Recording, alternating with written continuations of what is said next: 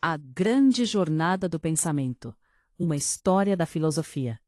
O despertar da curiosidade. A filosofia não nasceu em livros, mas no espanto. Ela surgiu quando o ser humano parou de aceitar o mito como explicação única para o mundo e começou a perguntar: por quê? Etimologicamente, é o amor à sabedoria. É a busca incessante por respostas que muitas vezes geram apenas novas perguntas. O amanhecer. Os pré-socráticos. Antes de olharmos para dentro, olhamos para fora. Os primeiros filósofos, os pré-socráticos, buscavam a arqué, o princípio fundamental de todas as coisas. Tales de Mileto olhou para a água. Heráclito viu a mudança constante. Não se pode entrar no mesmo rio duas vezes. Parmênides rebateu: a mudança é uma ilusão. O ser é único e imutável. Aqui a semente da ciência e da metafísica foi plantada. Estávamos tentando entender a natureza. Physis. A Era de Ouro. Sócrates, Platão e Aristóteles. Em Atenas, o foco mudou do cosmos para o homem. Sócrates. Ele não escreveu nada, mas mudou tudo. Com sua ironia e maiêutica, ele forçava as pessoas a parirem suas próprias ideias. Só sei que nada sei não era um sinal de ignorância, mas o ápice da sabedoria consciente. Platão, o mestre das ideias. Para ele, vivemos em uma caverna de sombras. A verdadeira realidade está no mundo das ideias, formas perfeitas das quais o nosso mundo é apenas uma cópia imperfeita. Aristóteles, o pé no chão, ele trouxe a filosofia de volta à terra, sistematizou a lógica, a biologia e a ética. Para Aristóteles, a verdade está nas coisas mesmas, através da observação e da experiência. 3. O conforto na alma, helenismo e Idade Média. Com a queda das cidades-estado, a filosofia tornou-se um refúgio pessoal. Estoicos pregavam a resiliência, epicuristas, o prazer moderado e a ausência de dor. Então, a cruz encontrou o logos. Na Idade Média, a filosofia tornou-se a serva da teologia.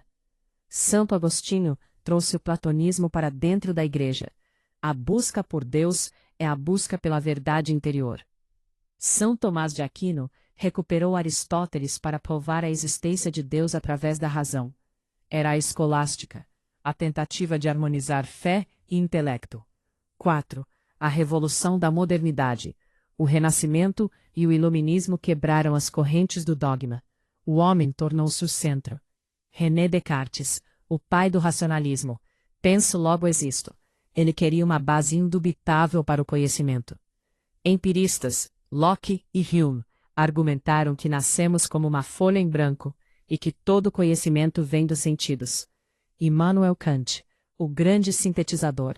Ele disse que não vemos o mundo como ele é, mas como nossa mente consegue processá-lo. Ele estabeleceu os limites da razão humana.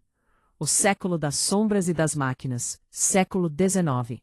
A filosofia tornou-se política e existencial. Hegel viu a história como um processo dialético de evolução do espírito. Karl Marx virou Hegel de cabeça para baixo. A história é a luta de classes e a base econômica. Friedrich Nietzsche proclamou a morte de Deus e o fim das certezas morais, nos desafiando a criar nossos próprios valores como além do homem. O século XX, linguagem e existência. O mundo tornou-se complexo demais para uma única resposta. Existencialismo, Sartre e Beauvoir. A existência precede a essência. Somos condenados a ser livres e a dar sentido a um universo absurdo. Filosofia analítica, Wittgenstein. O foco mudou para a linguagem.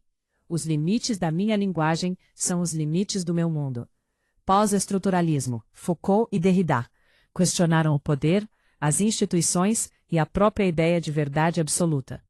O período hipercontemporâneo, a era da informação e da IA. Chegamos a hoje, vivemos na hipermodernidade. A filosofia agora não lida apenas com livros, mas com algoritmos, biotecnologia e a fusão entre o biológico e o digital. Neste período, enfrentamos questões inéditas. Ontologia da inteligência artificial. Se uma máquina pode simular o pensamento, Ela possui consciência? Qual é a diferença ontológica entre o processamento de dados e a compreensão humana? Ética algorítmica. Quem é responsável quando um código decide o destino de um ser humano? A realidade líquida. Como define o filósofo Zygmunt Bauman, nossas relações e identidades são fluidas, voláteis e constantes. Estamos em um momento onde a proposta de uma ontologia para a inteligência artificial geral torna-se central. Precisamos definir não apenas o que a máquina faz, mas o que ela é em relação ao ser. O período hipercontemporâneo é o desafio de manter a humanidade enquanto nos tornamos híbridos com nossas próprias criações. A história da filosofia é uma conversa de milênios. De Tales de Mileto perguntando sobre a água, aos engenheiros e filósofos de hoje discutindo o código-fonte da consciência. Ela nos ensina que, enquanto houver um ser humano capaz de se espantar com a existência, a filosofia continuará viva. Pois, no fim das contas, pensar não é apenas um exercício intelectual. É o que nos torna verdadeiramente humanos.